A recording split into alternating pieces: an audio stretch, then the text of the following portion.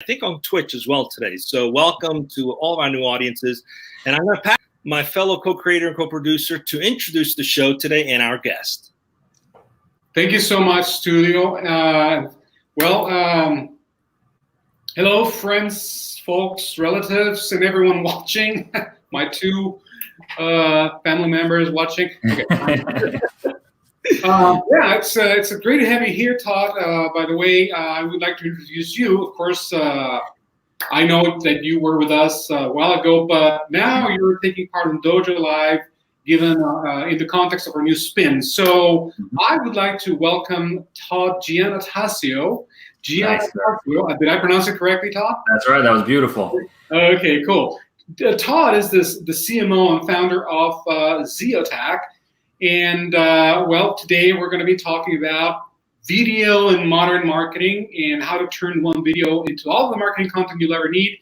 And besides that, we're also going to be touching on very relevant, very timely, culturally oriented topics around the new dojo.live format that we're following. So, Todd, welcome to the show. It's a pleasure and an honor. Yeah, thank you so much for having me back. I always love jumping in these conversations, and especially with the new format, I'm really excited about the topics that we're going to be diving into.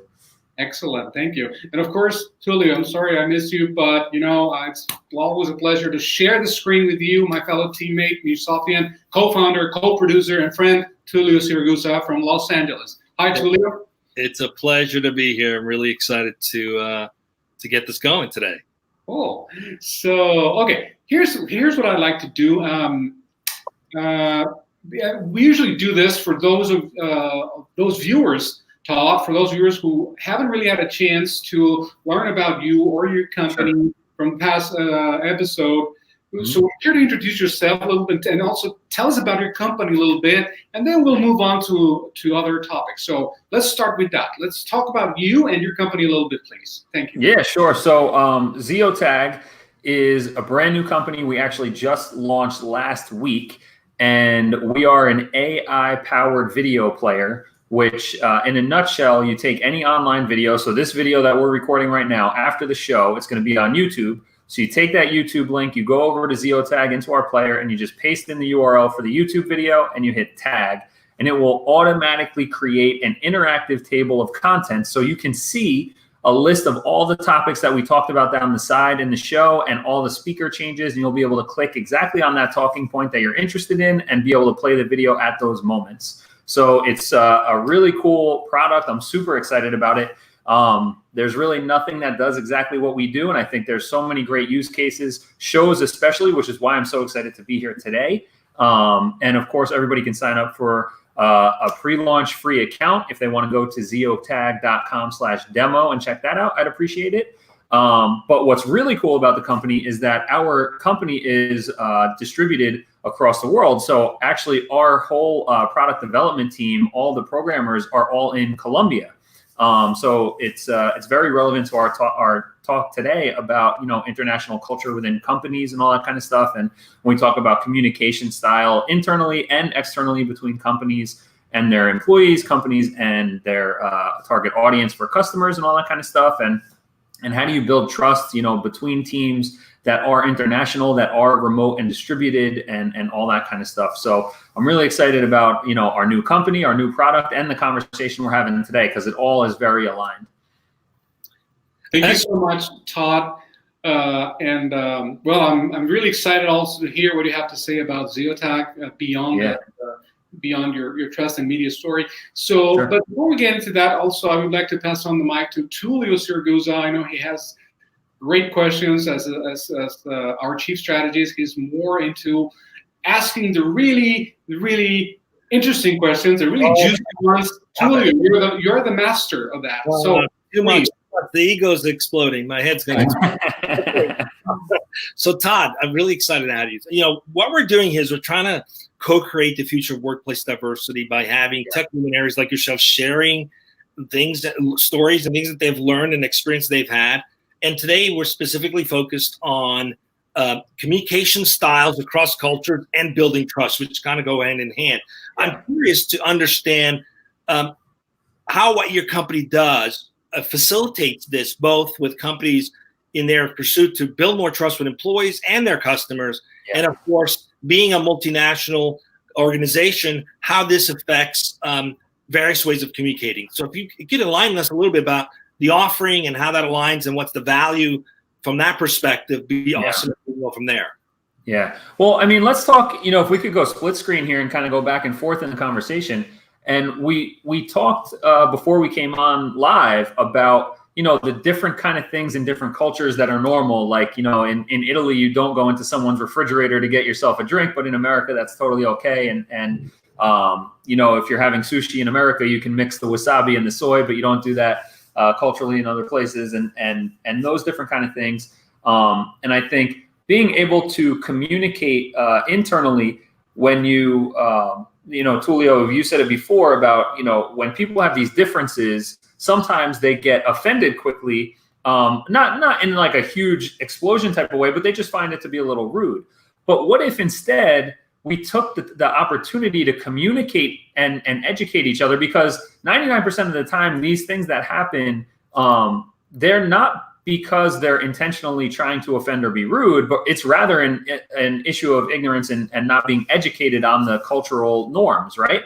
And I think what would be really cool, especially for companies, if they're interacting internationally and then getting together in person, is really to over communicate and take some time where maybe it's about setting up video calls with your team to give them the insights on like, hey, if you're taking a trip to Colombia next week to work with the team, we want to just give you a heads up on some funny quirks that you Americans do that we make fun of, and make it lighthearted. I think that when you're able to take that approach and when you communicate, obviously when you're international, being face-to-face via video like we're doing right now is a great opportunity. So jumping on and just kind of going through it in a lighthearted way and say, hey, heads up, these are the funny things that we think are a little funny or outlandish that you do normally that here is not really, acceptable behavior. And I think just that kind of lighthearted conversation up front helps educate people from other cultures. So when they come and visit and when you're working together, they understand up front and then they know. And then, of course, maybe they slip on something that they shouldn't have done that you talked about, but because you talked about it, they can catch themselves and be like, oh, that was so silly that I did that. Or, they can be able to take it in stride a little better. So I think, educating and over communicating up front is super important when you're working with teams that way. And in today's modern world, for us to jump look at where we are. We're however thousands of miles away from each other, all three of us, and we're having a conversation like we're sitting at the table together. So leveraging video for your communication, and then when you're going to be working together, having those educational conversations in a lighthearted way up front are going to save you tons of stress, headaches, and closed door gossip, right? That can be really negative for companies. When you take that, when you kill that up front, when it's a small thing, makes things a lot easier down the road. So what you're saying is, learn to make fun of yourselves in the process. In the process of, can you share some experiences you've had with that? Where's that work, and where did that perhaps fail? Like, I'm curious. Are there any cultures where they may be more serious than others? Yeah. Well, I think the emotion that you take.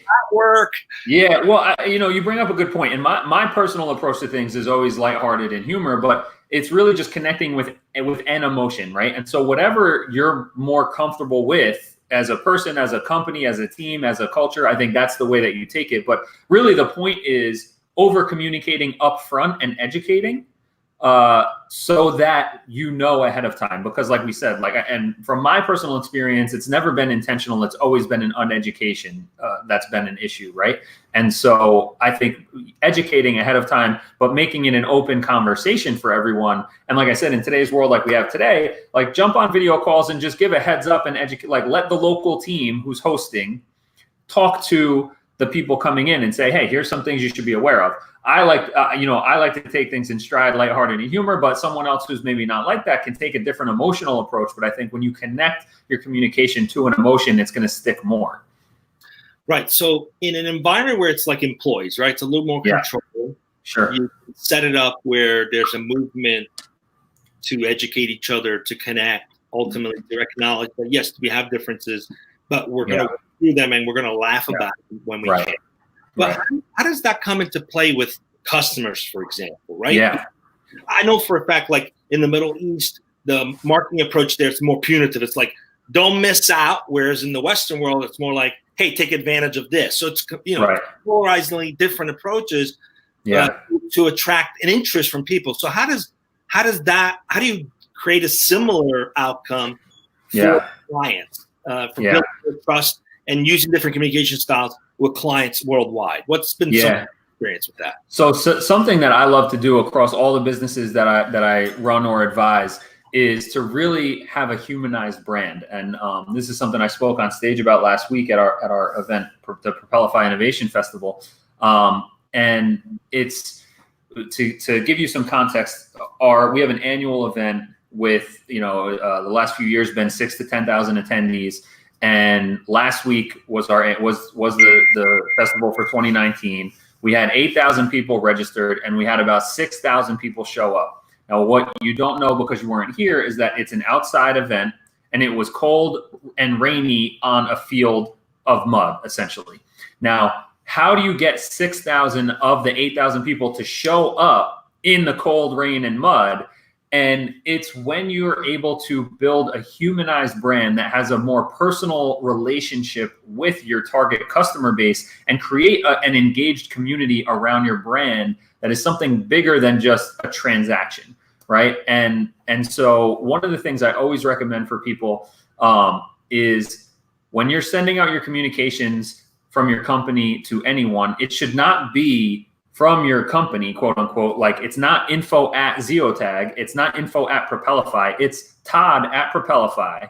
And I'm sending emails, and in your inbox, it doesn't say in the name, it doesn't say the company. It says Todd, or it says, Tulio, or it says Carlos, but you're sending your communications from people, because people build relationships with people, and they like to do business with people, right? It's not with companies. And so I think humanizing by putting a person and a face and a name to your communications is a really big deal for how to get that, to create that engagement between the company and the audience. And that's what I think real brand is. It's about the relationship that you have with your audience. And that can be much stronger when it's people inside the company making those relationships versus just a logo and an info@email address, right?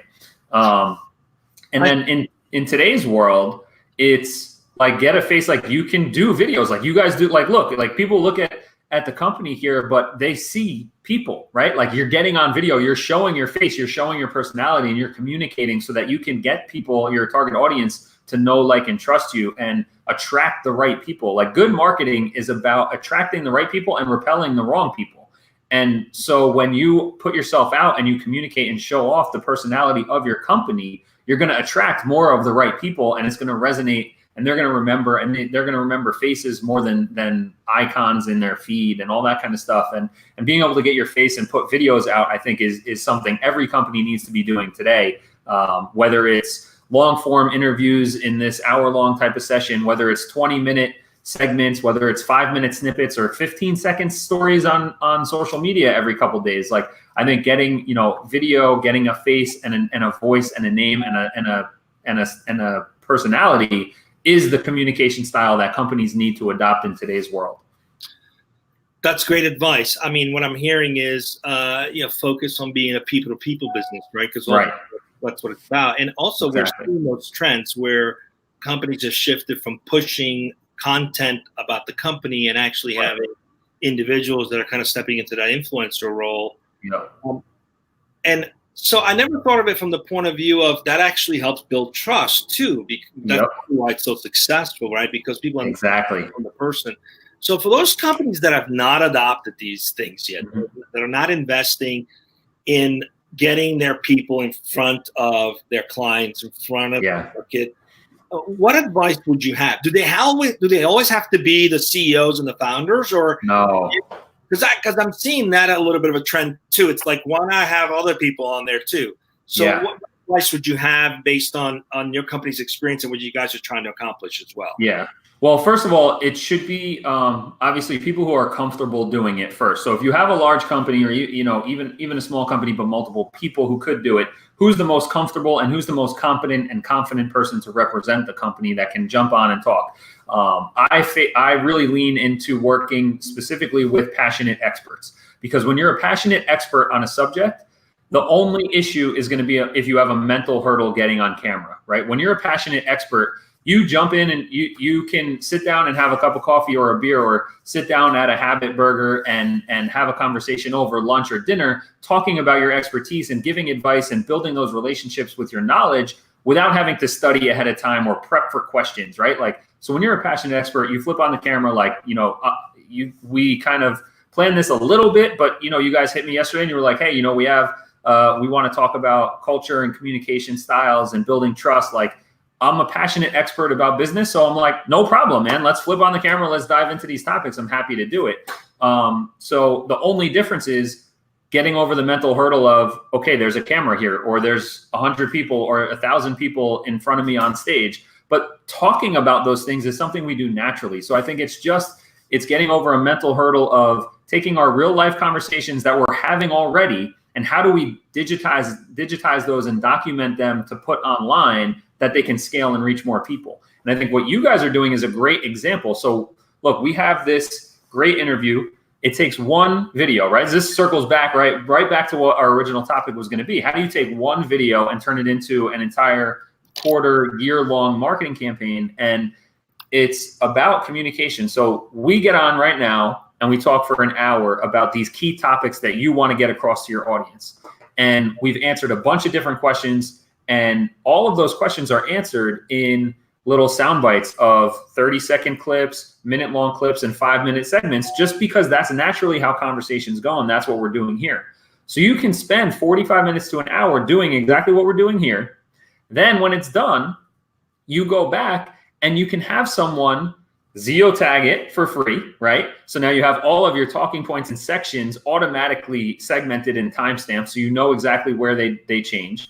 And have someone just trim the video into, if it's an hour long, trim it into the 10 5-minute pieces of conversation that all make sense together. So you now have 10 5-minute videos that can go on YouTube separately. They can go on Facebook and LinkedIn separately, and then promote those once a week. Put some ad budget behind it so that you can reach people. And if you want to build engagement and trust with people already visiting your website, you make sure you have your pixels on your website. So now on Facebook and LinkedIn, you can run ads to all the people that visited your website. And now they're going to start seeing your videos and your face and your personality while you're educating the customer on these key topics that they're interested in. And that's how you build the trust with your audience and create a humanized connection between everyone, right? And then you can even take those video snippets, a 5-minute video that talks specifically about building trust with video. Now you can put that onto a blog post on your website, and you can have someone take the transcription out of, if you want to get it transcribed, or if you want to use the Ziotag product, you could take that transcription, copy and paste it out, and just format it to have some some subsections in it. And now you have a search engine optimized blog post with a 5-minute video for people to watch on your blog. And now you have this piece that can go into your email that you send out to your subscribers, and they come over and they can skim the topics in the article. They can watch that 5-minute segment where they're getting to see your face, hear your voice, understand your style, and that builds the relationship more and builds the trust. And not to mention it, depending on the size of your community, your employees, you could do the same thing, right? Send it out internally when it's talking about different topics, and that can build the trust amongst employees, and build the personal brands inside your company. So, Ruben, I know you're listening. We were just talking about this. We need your tag. Okay, so I want to shift a little bit about something I learned last week. Speaking of a little video blog, I went to Traverse, a conference in San Francisco, and I interviewed about 6 companies related to what they're doing to improve trust with employees. Yeah. And made them into these little clips, which will come out actually after this show. They'll come out into a blog. And the one thing that blew me away was the idea that only a handful of companies had individuals that were authorized to speak to quote unquote press. Right.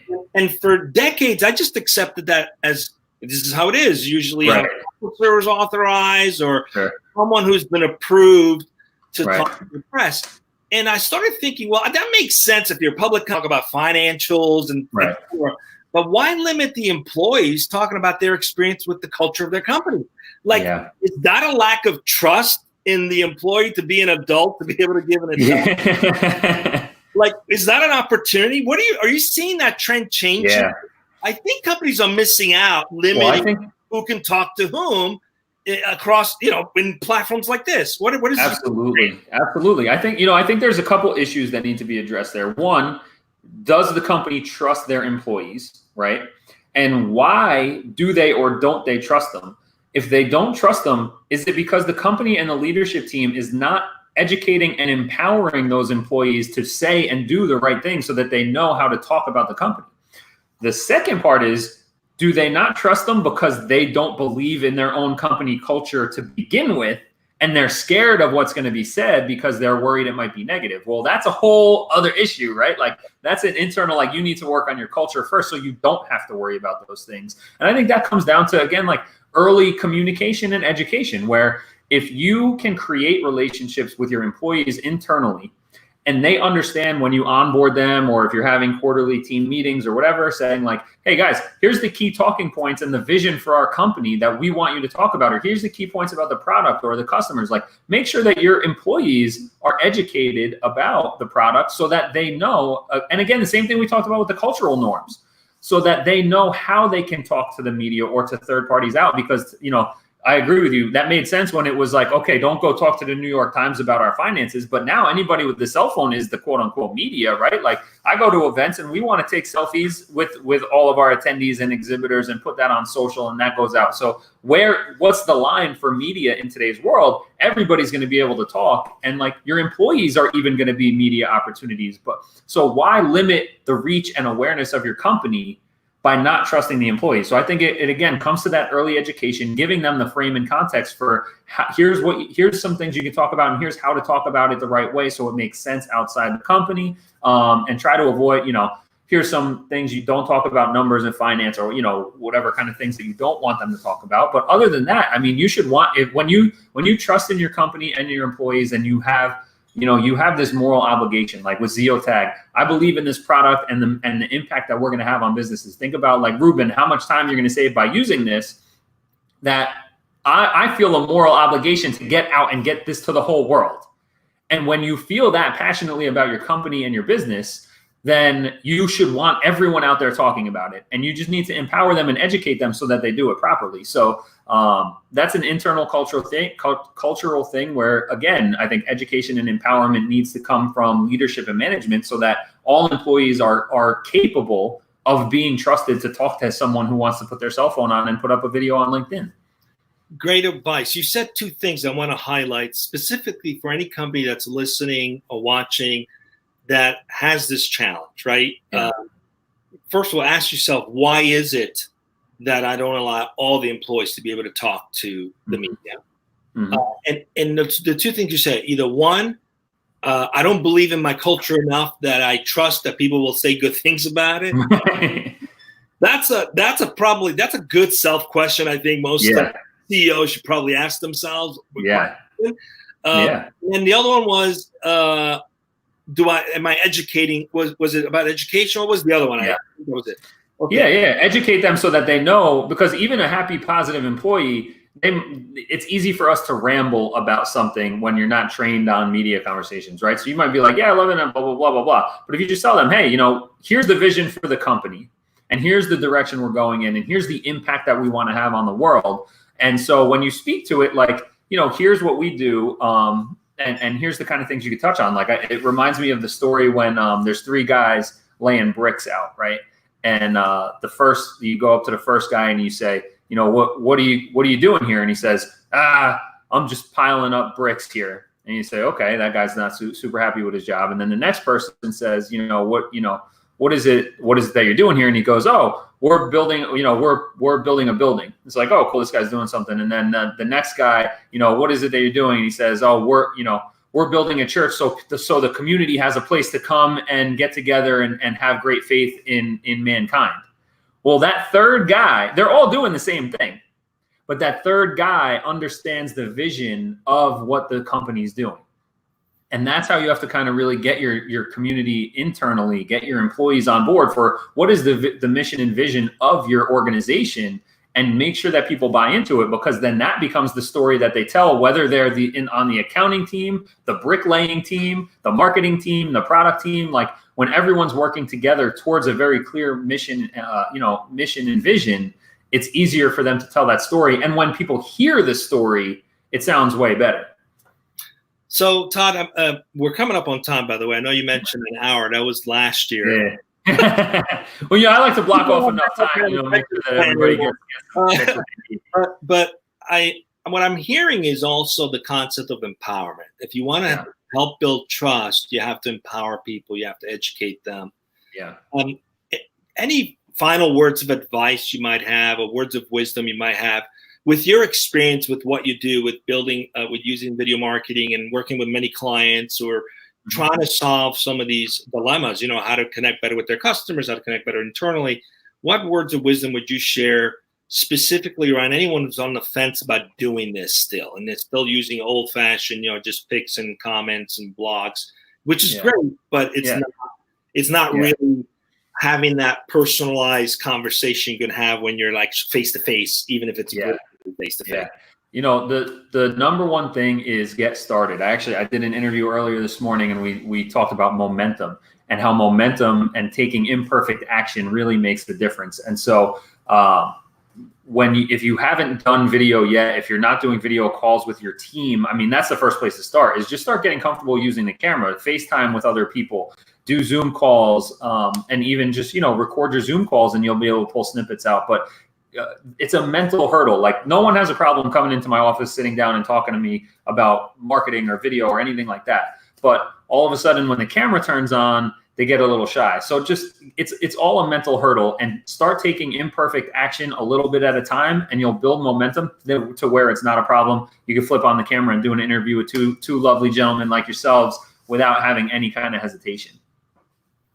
Well, those are great words of wisdom and advice, and we'll make sure we'll put your contact information for sure on the site. Yeah. And Carlos, unless there's any questions from any audience, I think we're up on time. And you're on mute. And I'm on mute. I'm sorry about that. Yeah, unfortunately, we don't have any questions like right now, but I'm sure there are going to be more coming out on our Twitter feed. And so we're going to be keeping an eye on those. Yep. And the only thing left for me to do, Todd, is, well, of course, two things. One of them is thank you big time for having agreed to be with us today on Dojo Live. And then, of course, for those of you who are watching, we're going to be including Todd's contact info and pretty much all relevant info to Todd's company right here on this website and on this landing page. Yeah. And before we go, folks, there's just one quick announcement about next week. I would like to invite the audience to join us for a conversation, another Dojo Live conversation with April Jefferson, the founder and CEO of Black Space App, which is a platform aimed at, geared and built by the Black community. And the topic is going to be, should be very interesting. It's about technology and travel in cultural economics, or utilizing technology for development in travel and tourism as it pertains to cultural economics. So, folks, that's next week's topic. And that's pretty much all we have for today. Again, Tulio, thank you big time, my brother. And then, of course, our guest, Todd Giannattasio, thanks for having joined us today. Thank you guys for having me. Cheers. Yep. All right, thanks, guys. Everybody check out ziotag.com/demo. Get your free account today. Hold on a second before you go. Ruben, did you make a note of that? We should be it's there, don't worry. It's right here at the bottom. So we get that. We'll put it on the page, guys. And you guys are good at tagging me on social. So anybody, if you see this on social, LinkedIn, Facebook, Twitter, whatever, hit me up. Well, there you go. You at least have one client that's come up. Thanks, guys. Thank you so much. Thanks for you. See you next time. Bye, guys.